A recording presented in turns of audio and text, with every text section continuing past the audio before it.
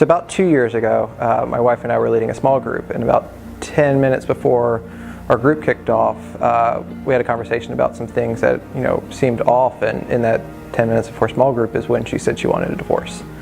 That whole first 6 months or so was very tricky because it was difficult to come to church each Sunday, because not that anybody made me feel this way, but divorce isn't something that good Christians are supposed to have or supposed to do. And so by going through this, I felt like I had created a wall between the community here, and more importantly between me and God. I think for the longest time it was I felt there was this distance between me and the other people here at Area 10, and I felt like I was going to be judged, or like they were going to look at me different once I really told them about everything that was going on. But as I found out, the more that I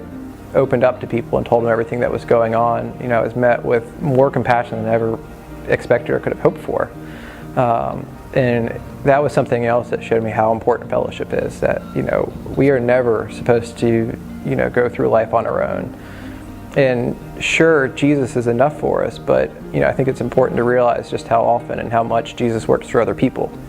and that it's through the fellowship that He's right there with us and working through people, and it's through their love for us that really underscores how much He's there, and how much He wants to help us. I think through that whole process is when I really started to understand what grace was. I'd been a Christian for about 13 years, but never really did grace make sense to me. I was always very good at showing grace towards other people and forgiveness, but I think it was through that it really clicked for me what it meant to have grace for myself.